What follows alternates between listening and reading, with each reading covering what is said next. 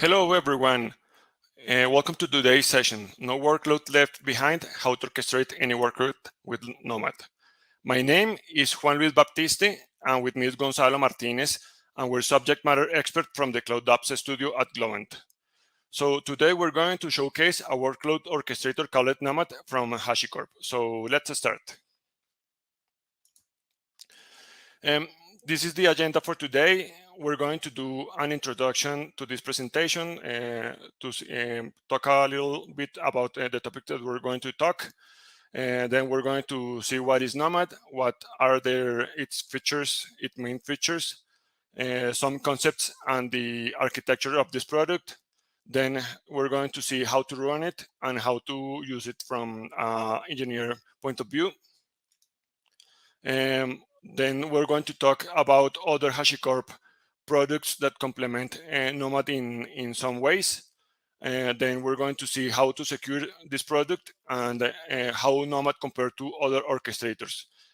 Lastly, we're going to review some of Nomad users, some of their main customers, and at the end, we're going to do a little demo to showcase some features. Okay, whether you're a seasoned sysadmin or developer working on the next hit app, Hashicorp Nomad is a tool worth having in your toolbox. Nomad is a workload orchestrator that can handle not only traditional containers but also non-containerized applications like legacy applications, batch workloads, virtual machines, or any other kind of binaries. But before continuing, let's first review the concept of what an orchestrator is. An orchestrator is a program that coordinates and schedules complex computer tasks across an infrastructure. The orchestrator is responsible for telling these tasks where to run, when to run, and place them in the infrastructure in the most efficient way. Think of the orchestrator as the conductor of a music orchestra. Every musician knows how to play their instrument and how the music piece phrasing, but someone needs to give them directions to them, like setting the tempo, ensure correct entries by ensemble members, and so on. A workload orchestrator will have a similar responsibility with the tasks that are being executed in your infrastructure. But let's review what is Nomad. Now that we have reviewed what is an orchestrator, let's take a closer look at what Nomad is. Nomad is an operational scheduler and workload orchestrator developed by Hashicorp, the creators of very well-known tools like Terraform, Consul, and Vault. Probably you're asking yourself, but why another container orchestrator if Kubernetes is the de facto orchestrator these days? This is a good question, and that is why we're going to talk about Nomad today. Nomad enables an organization to easily deploy and manage not only traditional containers, but also non-containerized applications like legacy applications, virtual machines, batch workloads, or any other kind of static binary. Nomad allows SREs and developers to use declarative infrastructure as code for deploying applications like using the HCL language developed by Hashicorp, the same one used with Terraform. This means that if they are already familiar with Terraform, then it will be straightforward for them to start deploying applications on a Nomad cluster. Also, Nomad uses bin packing to efficiently schedule jobs and optimize resource utilization, avoiding wasting infrastructure resources. But what is bin packing? Bin packing is a workload placement strategy that uses mathematics to determine the most efficient way to pack workloads into the infrastructure resources. And Nomad uses another workload placement strategy called anti-affinity that doesn't allow backup or redundant jobs to be placed on the same piece of infrastructure as the main job, where an outage could cause the job to become unavailable. The bin packing and the anti-affinity strategies help to run a more efficient infrastructure, helping to cut down costs and helping the environment. So now let's review some of Nomad main features. These features set it apart from other more established orchestrators, so let's review some of them. Nomad can deploy not only containers, as we already mentioned, it runs other kind of containers workloads like raw executables, Java jar files, virtual machines, and others in operating systems different to Linux like Mac OS and Windows, and also in multiple hardware architectures different to the x18 architectures. all together on the same infrastructure. Nomad brings core orchestration benefits to legacy applications without the needing to containerize them. It is simple and reliable. Nomad is a simple binary written in Golang, making it completely self-contained. This binary takes care of core orchestration features like resource management and task scheduling, and does not require any external services for storage or coordination. Nomad automatically handles application, node, and driver failures, and is a distributed and resilient, and uses the Raft consensus protocol for leader election and state replication to provide high availability in the event of failures.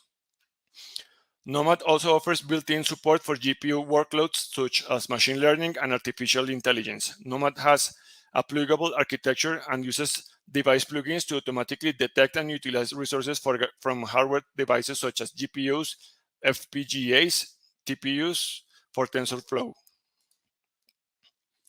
These are another important features. The federation support for multi-region. Nomad has native support for multi-region federation. This built-in capability allows multiple clusters to be linked together, which in turn enables developers to deploy jobs to any cluster in any region. Federation also enables automatic replication of ACL policies, namespaces, resource quotas, and sentinel policies across all clusters. It has a proven scalability. Nomad optimistically concurrent, which increases throughput and reduces latency for workloads. Nomad has been proved to scale to clusters of tens of thousands of nodes in real-world production environments. To test this scalability, Hashicorp did a 2 million container challenge, which ran 2 million containers in about 11,000 nodes. And lastly, the integration with the Hashicorp ecosystem. Nomad only does one thing, but it does it very well: workload orchestration and scheduling, and integrates with Terraform, Console, and Vault for provisioning, service discovery, and secrets management.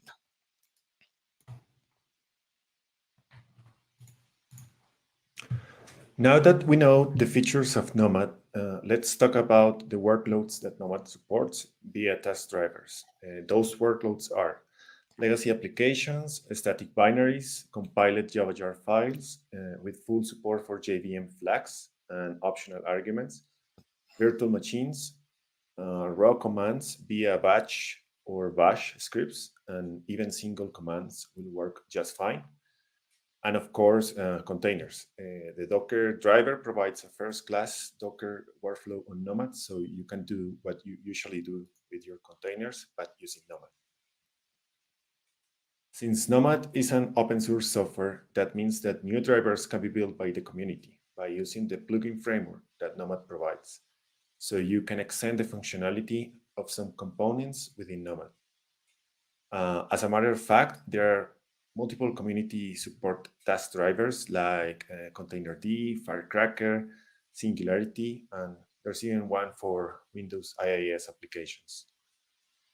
So it is safe to say that the probability of Nomad being able to run your workload is pretty high.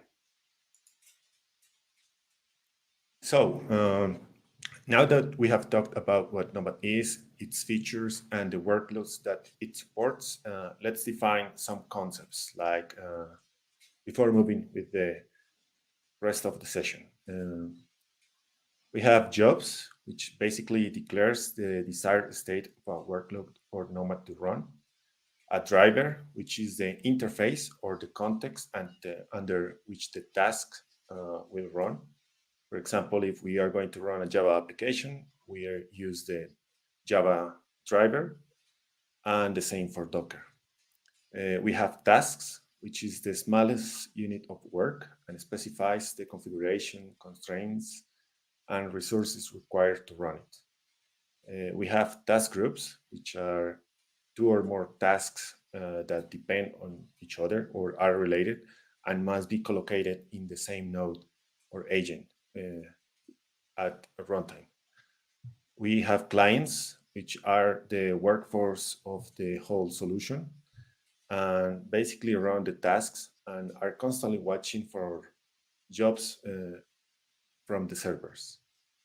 And we have the servers, which are in charge of managing jobs and clients, handle resource allocation, run evaluations, and the servers talk to each other and use the leader and follower load balancing method for higher availability.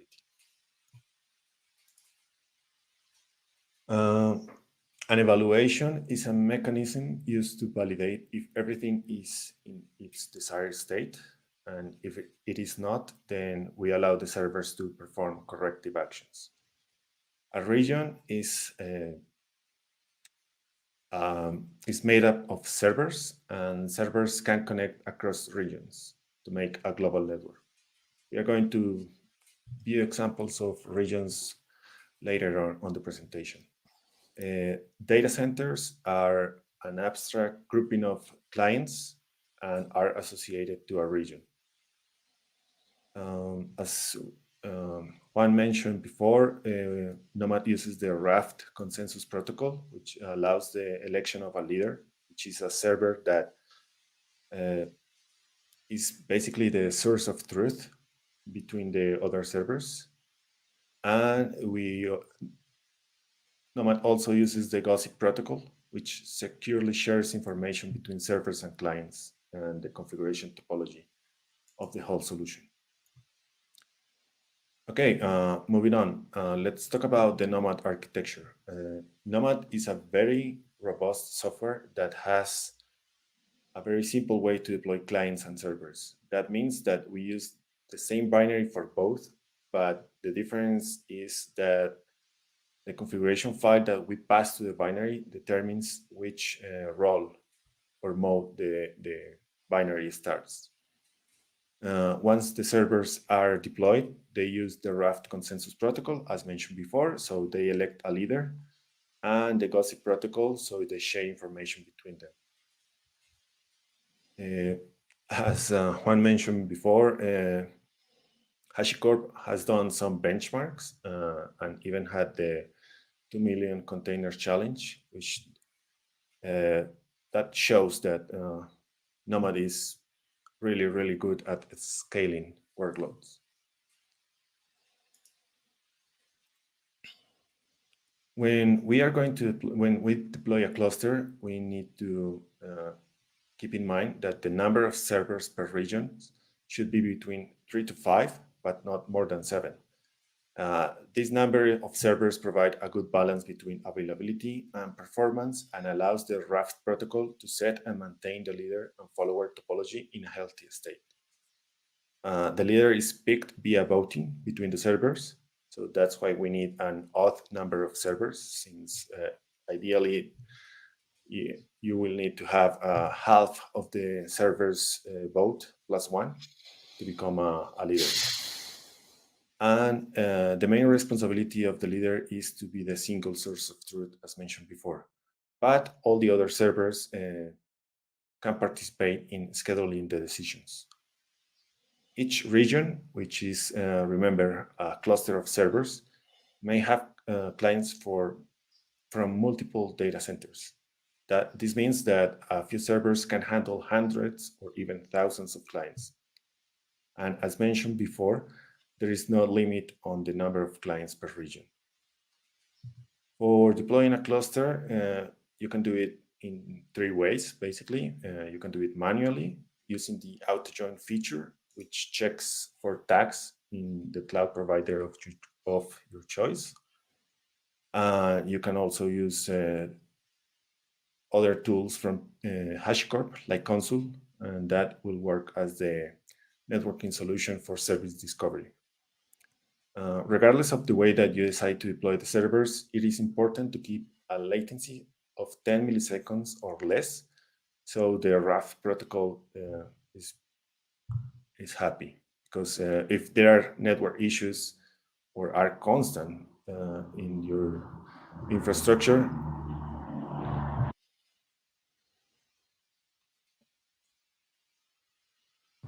if there are network issues, then you need a leader. A new leader might be picked, and even though that doesn't necessarily means any downtime, you don't want your cluster to be in election mode all the time.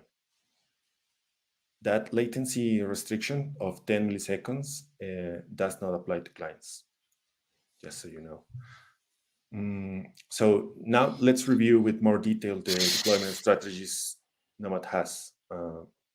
Choosing between a single region or a multi-region deployment depends entirely on where you want to run the workloads. So if you want to run them on, let's say, USA and Europe, then the recommended action is to use two regions and federate them.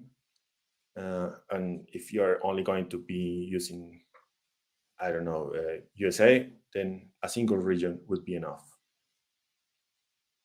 Here we can see in the slide the diagram that depicts a single region deployment for Nomad. As we can see, both clients and servers are grouped into a single region.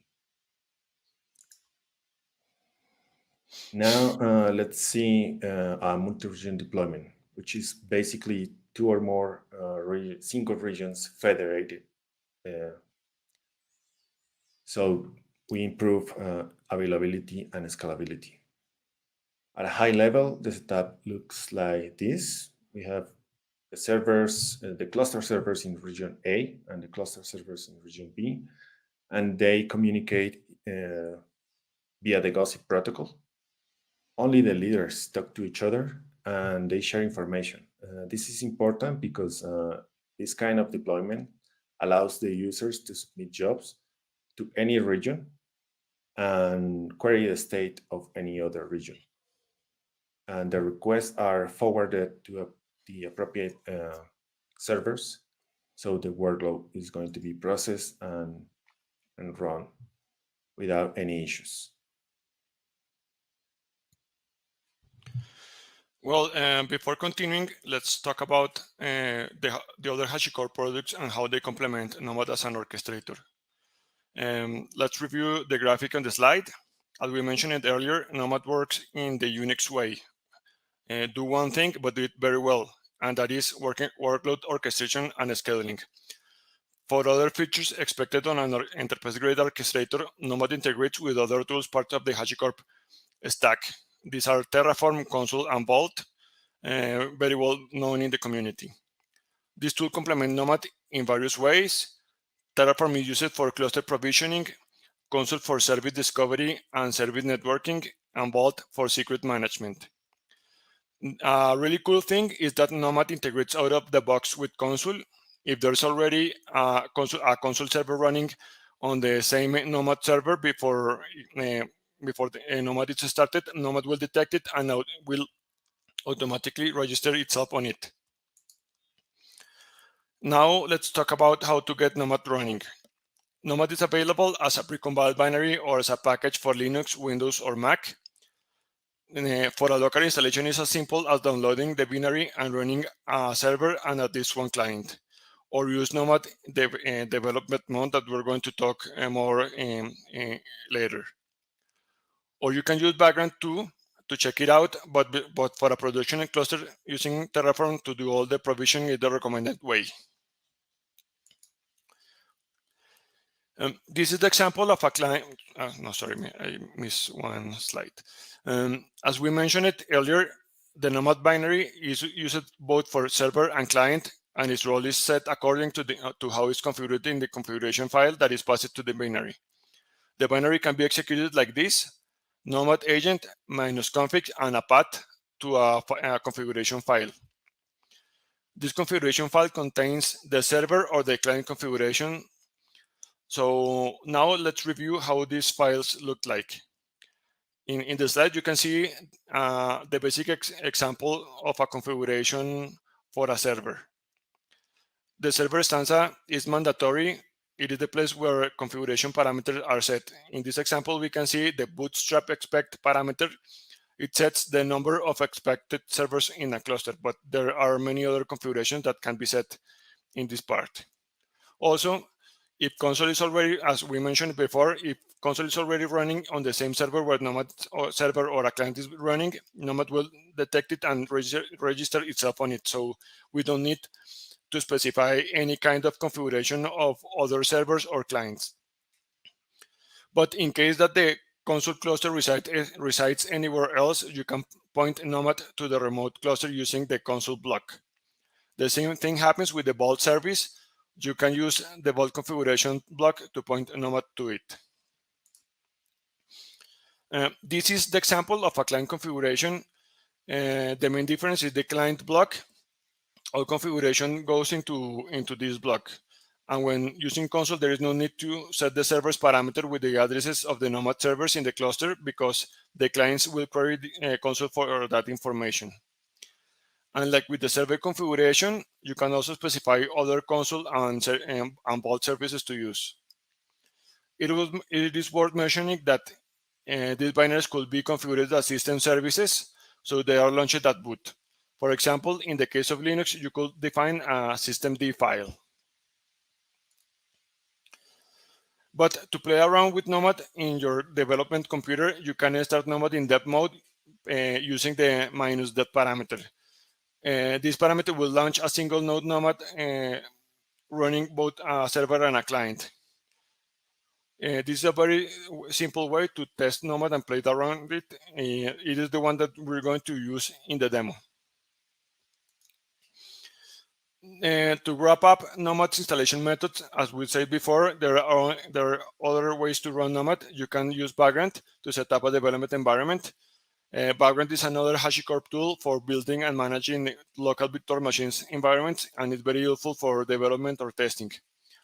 So if you plan to use Vagrant, after having installing it, you need to use a Vagrant file. Hashicorp already provides a Vagrant file for Nomad that starts a small cluster. All the previous installation methods are more oriented for development or learning setup, but when deploying Nomad in a production environment, you will need a more automated deployment strategy that can scale over time as your infrastructure grows. For this task, then Terraform is a good option, but this topic deserves its own presentation. So for now, you can check the Terraform project in the slide that deploys a Nomad cluster in AWS. You can use this as a starting point for your own cluster.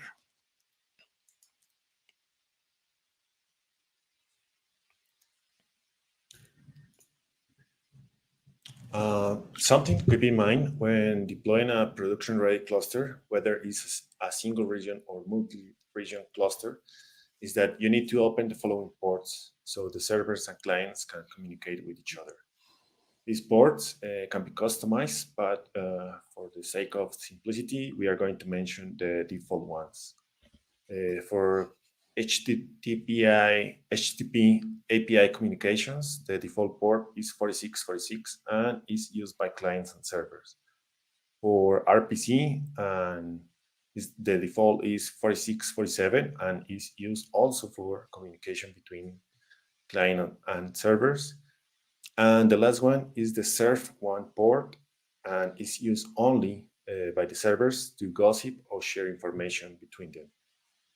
One more thing is that servers must use a normal user and clients should use a user with root access to run the tasks.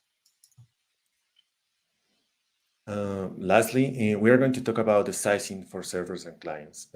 Even though we are going to do a demo using our own laptops for a production environment, these are the recommended values for servers. So we need to usually a very robust set of servers so they can handle all the petitions and write configurations really fast.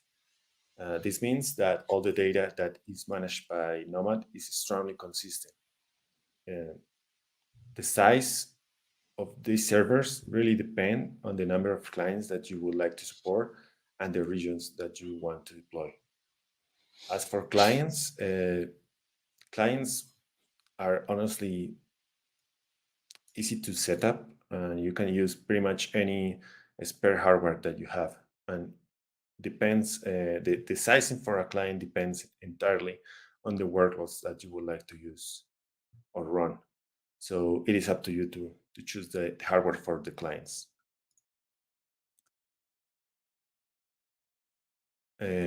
Okay, let's talk about security. It is a good subject for some. So let's talk about it. As we have mentioned, Nomad uses the gossip and RPC mechanisms to comply with confidentiality, integrity, and authentication. To secure our environments, there are three main components to control uh, it, the access to a server or a client. We use ACL tokens, which are basically a hash, and is sent to the servers via a header. And we associate the token to an ACL policy. An ACL policy are the actions granted within a single category. So, for example, read, write, deny, or scale. And the capabilities are granular permissions within those categories. We also need to enable mutual TLS, so servers and clients can authenticate each other. And that way we guaranteed that clients and servers are not spoofed. And it is highly recommended to use a private certificate authority. Uh, some things to keep in mind is that Nomad is not secure by default. So make sure you secure your deployment before using it in any environment, regardless of being a dev environment or a QA or any other environment than production. Staging and production must be secure before working on them. Uh, ACLs must be explicitly enabled. Uh, we need to set that within the ACL section or block in the server configuration. And once it is enabled, if we don't have an anonymous policy in place, we are going to be locked out. So we need to have an anonymous policy in place so we can work and tweak our ACLs. Tweaking ACLs is pretty much an ongoing process and really depends on how you want to or how secure you want your tokens to be. Tokens are created locally and are not replicated unless we set the global parameter in the ACL section of the code to global. And we also need to keep at least one management token safely backed up. So we have a key to access our configuration and change everything. If we lose all our management tokens, we need to recreate the ACL's policies. And for multi-region deployments, we need to set an authoritative region within the configuration file. So far, we have talked about that Nomad is more than capable of running pretty much any workload, but let's see how we tell Nomad to actually run a workload. To run anything in Nomad, we need to define a job. A job is basically a file, a clear text file, where we specify the tasks that we would like to run. We declare those steps using the HCL language, which is the same language, the base language that Hashicorp provides and the one you use in Terraform. So if you are already familiar with the HCL language, you can write Nomad configuration files or jobs rather quickly. A job defines the desired state of the application. In that file, we define the tasks and resources, but not where it should be run. That's the job of the servers. The Nomad servers are responsible to make sure that the actual state matches the one defined by the user in the job configuration file.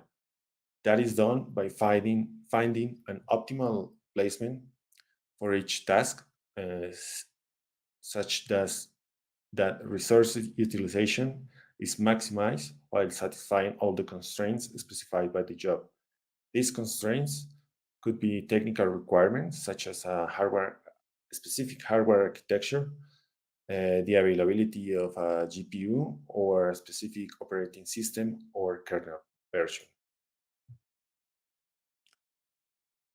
Tasks are scheduled to run on the Nomad clients by the servers. The Nomad servers perform an evaluation to allocate or place the tasks in a node, and depending if it is a single task or a group task, then those tasks will be grouped on a single node or many nodes to run in parallel. Nomad servers are constantly checking if a job is in its desired state, and if there is any deviation, Nomad takes corrective action. Here we see an example of a job file. The general hierarchy for a job is a job. There is only one job per file. We can have groups and we can have tasks. Each job file has only a single job. There may be several groups within a job, and each group can contain a single task or many tasks. The purpose of groups is to collocate tasks on the same server when they are being executed. Each task is a unique action for Nomad to execute. Tasks define the driver to use, the configuration, and the resources to assign. Now let's talk about Nomad and other orchestrators. When compared to other orchestrators, Nomad has several major strengths. Its simplicity in usage and maintainability. That means that it runs as a self-contained binary and integrates with other Hashicorp tools like Consul and Vault. Its flexibility to deploy and manage containerized and non-containerized applications, since not all companies are running containerized workloads. It has a smooth path to migration, which allows teams to incrementally migrate or containerize existing applications at their own pace with a single unified deployment workflow. And it has really good performance, amazing performance. Benchmark has proven that Nomad is able to run millions of containers within a short amount of time. So we see Nomad as a challenger in the orchestrator space and has an amazing community that is growing every single day.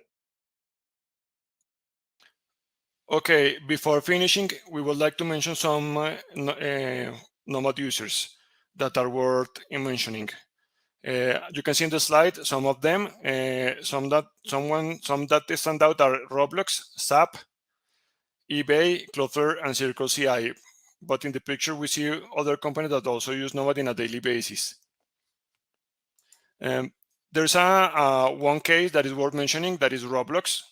Roblox is one of the most popular gaming companies for kids and teens. They can create their own games, and currently they have more than 4 million developers who have produced more than 40 million games. And this platform has more than 100 million active monthly players. So it's a really big service. Some facts about Roblox Nomad deployment are the following. Roblox has around 400 developers. Here I don't mean the game creators, but the developers of the Roblox platform itself.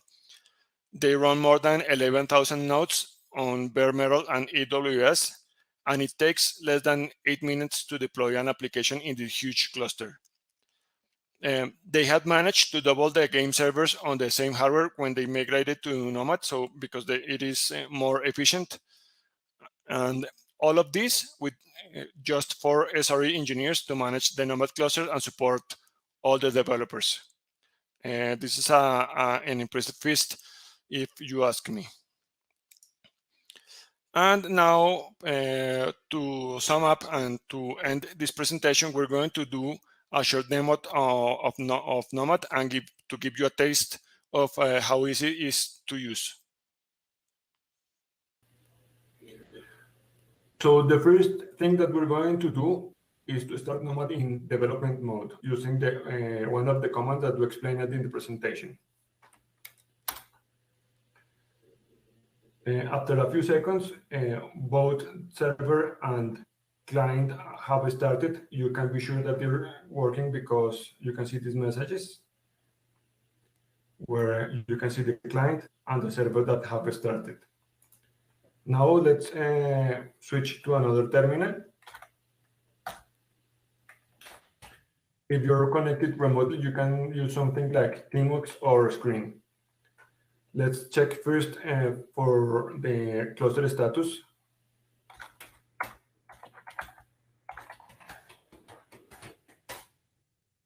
So we can see that there is already one node running. This node is the development node that is acting both as a client and a server. And it assigned the DC1 name for the data center. No, okay, so now we're going to create an example job file. Nomad has a built-in command to create this example file. The command is nomad job init. Now let's review this file. As you can see, this job file is really well documented. It explains every one of the parameters of the file. But for this laboratory, we're going to create an example file without all those comments, so it's easier to understand while doing the demo.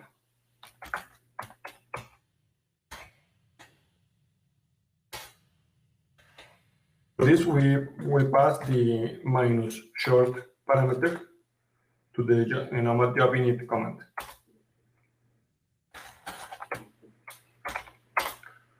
As you can see, this is a much cleaner file. Let's review its contents. We can see at the beginning the job stanza and the name of the example of the job. Then in this example is example.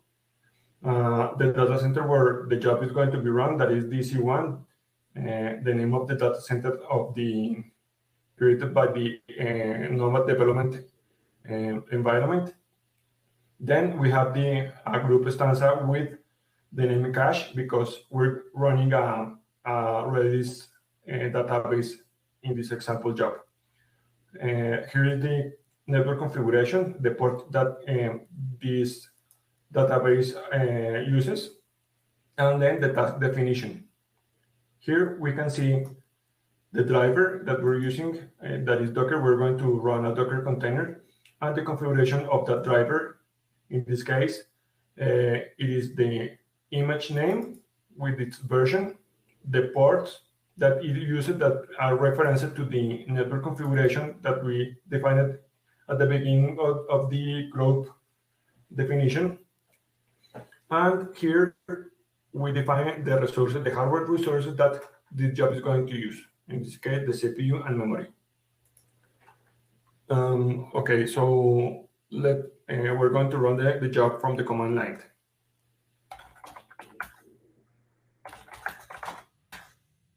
We use the nomad job run command and pass the name of the configuration file, of the job configuration file. And here we see in the output of the job that an evaluation was triggered to try to find a client where to run this job and the allocation that was created after the evaluation was completed. Now we can check for the status of this job.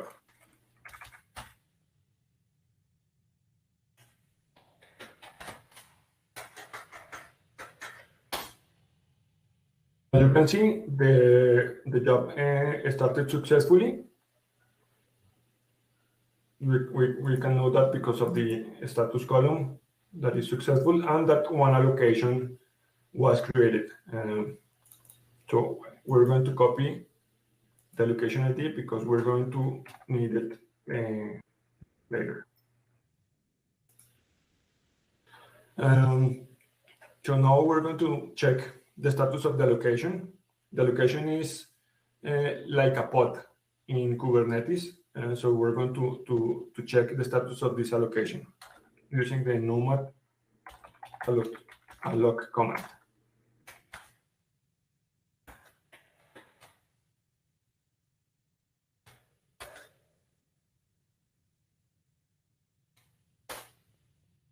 Here we can see the resources in use and the events of this allocation when it started and when it was received by a client, by a Nomad client.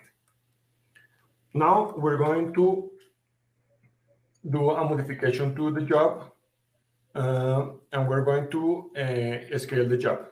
So let's edit the file and add a new parameter to the group block, and name it count, and set it to 3.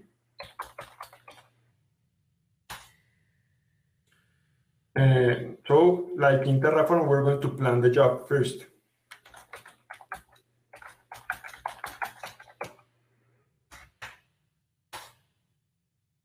In the plan output, we can see what Nomad is going to do. It's going to create two new allocations and update one in place.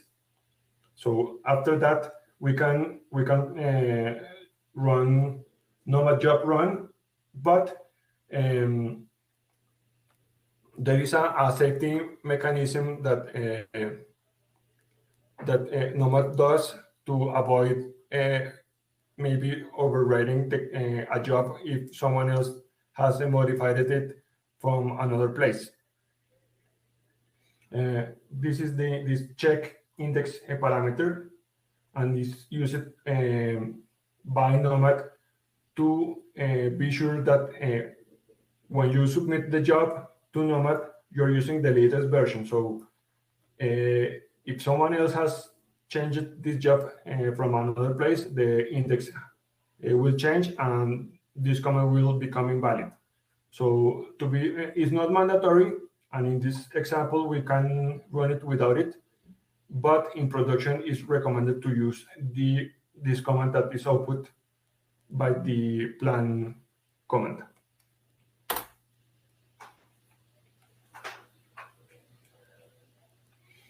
So let's wait a little bit for the job to be deployed, and let's check again the status of the job.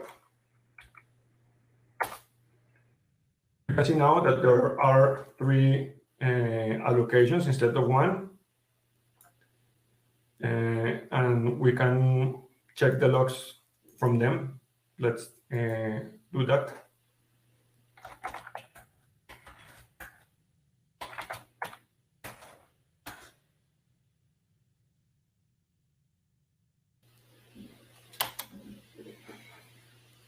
Okay.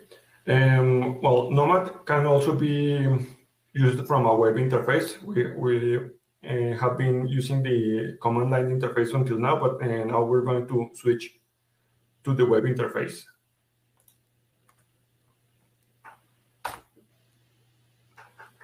Here we can see the job that we launched it via the command line, and we can see all the same information that we saw before. We can see the task groups, and inside of them all the allocations, and check the task from an allocation and see the logs and the events of each one of them. Let's go back to the job, and we're going to see all the versions. And we can see here we have launched 2 versions of the job, and we can roll back to one of them. So here, this first one, this version number 1 is the current one that has the 3 jobs running, and this was the previous one that had only one job running. So we're going to revert to this version. And you can see that the job was updated, and now only one allocation is running, and the other two are in a complete state because they have finished executing. Well, now we're going to do another example of running a static binary instead of a container. So let's first do a little cleanup and delete this job.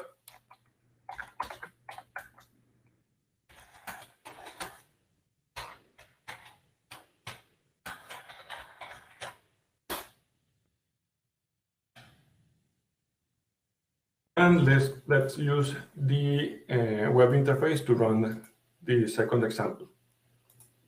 This example is going to run a ping command.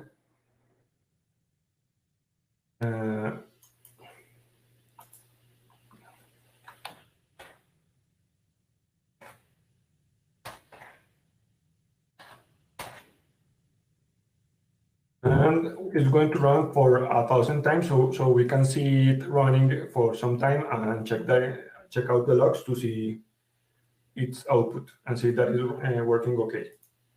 So we plan the job and then run it. Now let's go to the location, onto the task, and check out the logs. As you can see, the ping command is running in the client. It could be running in multiple clients if there was a bigger setup. And now to finish, we're going to do the last example, that is to run a Java jar application. For this, we have already prepared another job that uses the Java driver.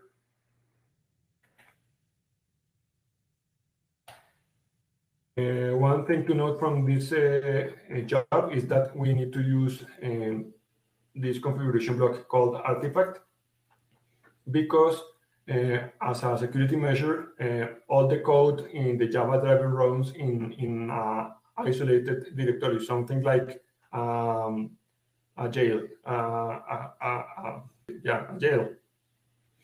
So in the artifact configuration, we specify the source, where the URL to download the jar file is specified, then the directory that is relative to this isolated directory, and an optional parameter that is a checksum to be sure that the file that you're downloading is correct. And then in the configuration of the driver, you set the path to the jar file using the Java path parameter, and the parameters to the Java virtual machine using the JVM options parameter. So now we're going to plan the job and run it. And again, go to the allocation and check the task and its logs. And this is and we can see that it's running. This is a really simple Java application that only prints out this message, waits for 1 minute, and then ends. So, okay, we can see that it's working.